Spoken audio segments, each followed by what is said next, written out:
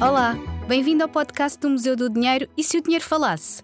Sabia que existem no mundo milhões de pessoas que colecionam moedas e notas?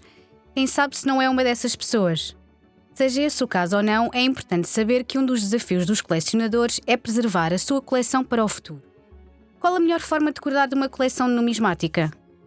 Para nos ajudar a saber mais sobre os cuidados a ter, as boas práticas e recomendações para manter uma coleção numismática, convidámos Ana Leonor Mata, conservadora restauradora da coleção do Museu do Dinheiro do Banco de Portugal.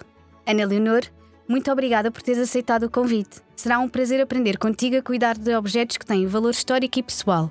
Gostava de começar por perguntar: há alguma coisa que nunca se deva fazer uma coleção de moedas e notas? Ouvi dizer que há pessoas que limpam moedas com sumo de limão. É verdade? É verdade. Obrigada, Margarida, pelo convite. Mas sim, é verdade que há pessoas que limpam moedas com sumo de limão. E com a velocidade e a facilidade de informação que existe a circular nos meios digitais, o que há mais é receitas. Acho que podemos escrever um livro de receitas com produtos aconselhados para limpar moedas. Sumo de limão, vinagre, pasta de dentes, Coca-Cola, ketchup, batatas. Se cortarmos uma batata ao meio e usarmos a goma da batata, é suposto que essa goma limpa a moeda, portanto... Essa eu nunca tinha ouvido. Sim, mas existe. O que há mais são receitas que se dizem milagrosas para a limpeza de moedas. Em relação às notas, as receitas são mais contidas, geralmente porque nós associamos os metais a um material mais resistente e o papel a um material mais frágil. Mas eu quase que aposto, não sei, nunca vi, mas quase que aposto que deve haver uma receita ou um método para passar notas a ferro. Ok. Para ficarem sem vincos, sem enfulamentos e perfeitamente planificadas. Por isso, acho que sim, acho que devem haver também receitas para a limpeza e conservação de notas. Uma coisa que nunca devemos fazer é seguir estas receitas, porque geralmente são receitas que não têm qualquer fundamento científico, metodológico e que não resultam e podem provocar danos na coleção. Então, na prática, quase estava por fazer era um livro de receitas do o que não se deve fazer. Exato. Do que se deve fazer. E por falar do que é que não se deve fazer, uma outra pergunta que eu tenho é: às vezes nas notícias surgem casos insólitos de restauros que não correram bem. Ao longo da tua prática, enquanto conservadora restauradora, encontraste algum caso destes? Quais são os maiores desafios de um trabalho de restauro? Eu penso que o maior desafio de um trabalho de restauro é sempre tomar a decisão mais acertada para aquela peça. Esse será sempre o maior desafio, saber o que é melhor para aquela peça, tendo em conta o conhecimento que nós temos sobre a peça. Ou seja, quanto melhor eu conhecer aquela peça, conhecer os materiais constituintes, conhecer a história da peça, conhecer o método de fabrico, conhecer os processos de degradação que a peça sofreu ao longo dos anos. Quanto mais informado eu estiver sobre a minha peça, mais fácil será tomar a decisão acertada para a conservação daquela peça, porque o que nós queremos é que aquela peça mantenha a sua integridade física, mas ao mesmo tempo que transmita o seu significado histórico, artístico, que transmita, enfim, a mensagem para a qual aquela peça foi criada. E então, se nós não tomarmos as decisões certas, podem acontecer os tais casos insólitos que circulam por aí, não é? Acontece muito, no caso das esculturas, elas serem repintadas, ou seja, ser-lhes aplicada uma camada de tinta sem qualidade e que não respeita as cores originais da peça, e a peça acaba por ficar completamente desvirtuada do seu significado histórico, artístico, simbólico, espiritual, não é? Porque geralmente estas peças estão integradas numa comunidade e o que a comunidade pensa sobre a peça e assimila sobre a peça e transmite sobre a peça também é importante, não é? E então estes casos insólitos acabam por desvirtuar completamente a peça. Mas acontece também em peças mais comuns, por exemplo, porcelana ou faiança.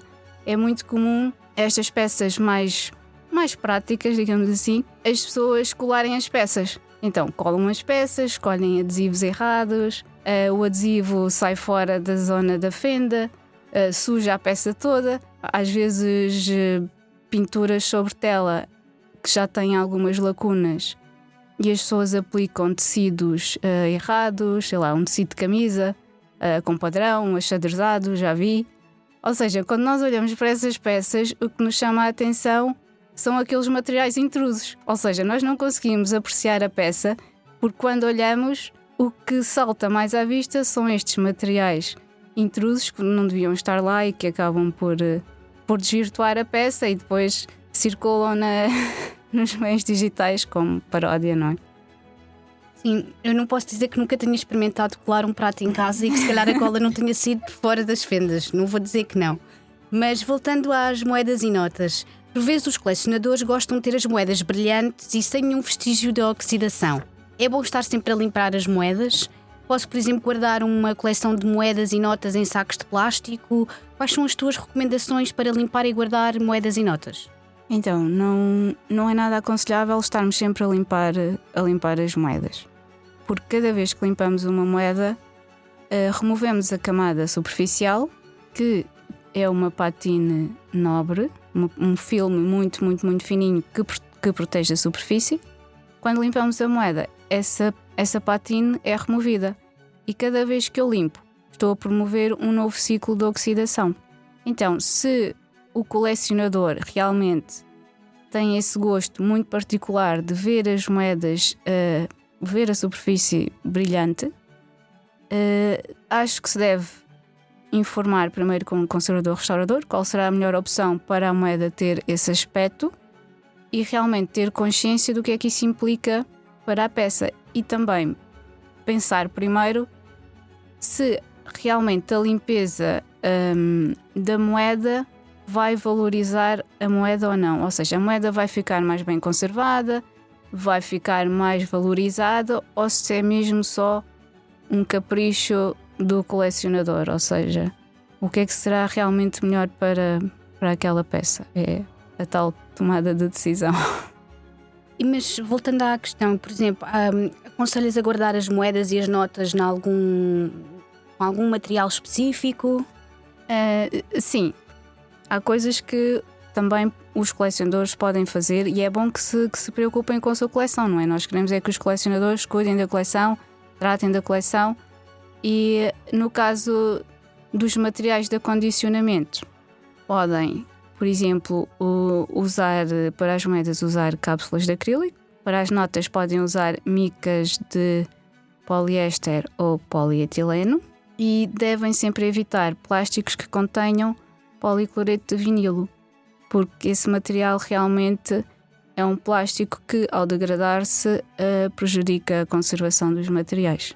E se eu realmente quiser higienizar as minhas moedas, posso passar por água destilada, com umas gotinhas de detergente neutro, posso usar uma escovinha, mas muito, muito macia, e secar muito bem as moedas antes de as guardar. Obrigada. Sei que tens feito uns workshops que têm tido imenso sucesso, têm sempre muitos inscritos e onde falas das boas práticas e das melhores recomendações, qual é que é assim a pergunta que fazem com mais frequência? A pergunta que fazem com mais frequência é mesmo essa: como é que devo limpar as minhas moedas? Porque às vezes é difícil explicar, ou é difícil também para quem não é da área compreender que todas as peças são diferentes e todas as peças, por mais que pareçam iguais, sofreram processos de degradação diferentes e cada caso é sempre um caso e as peças têm de ser avaliadas sempre individualmente. E então, quando nos pedem as tais receitas, isso é uma coisa que não existe. E nos workshops, geralmente os participantes partilham alguns casos que correram menos bem, porque o que eles querem é limpar só um bocadinho. Só que limpar só um bocadinho não é possível. Essa ação já não é reversível. Então, se eu começar a limpar, eu tenho de remover tudo. Ou a peça vai ficar manchada, com cores diferentes na superfície. Então, geralmente há uma partilha de casos que correram mal. E eu também mostro alguns casos que correram mal. E tentamos evitar que se façam essas intervenções mais invasivas. Estamos mesmo a terminar e gostava de terminar desafiante a partilhar 5 conselhos. O que achas que são os 5 conselhos mais importantes para quem coleciona moedas e notas? Primeiro, acho que devem pensar qual é o rumo que querem dar à coleção. Acho que devem pensar sobre o tema da coleção.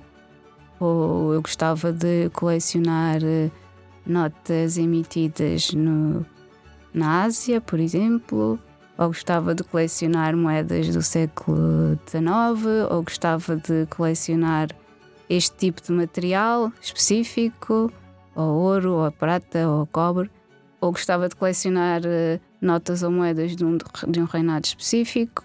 Acho que era importante a coleção ter um rumo. Ou gostava de colecionar tudo, também é válido, só que vai dar mais trabalho. Depois, acho que também é importante manter o registro da coleção, ou seja, manter uma informação sumária mínima sobre cada peça que existe na coleção, saber o peso, o diâmetro, a data em que adquiri a peça, ou que a peça me foi doada, ou encontrei a peça, ou como é que a peça chegou à coleção. Acho que isso também é importante. Depois, o terceiro conselho, saber acondicionar o melhor possível a minha coleção, ver com regularidade a minha coleção, ver se está tudo bem com a minha coleção, comparar com a fotografia inicial, se houve alguma alteração da superfície, se houve alteração da cor, se houve alteração das texturas. E por último, se alguma coisa não estiver bem, consultar um conservador-restaurador ou fazer um workshop de acondicionamento e limpeza de numismática. Muito obrigada, Ana Leonor. Venha ver dinheiro como nunca viu e siga-nos no Instagram.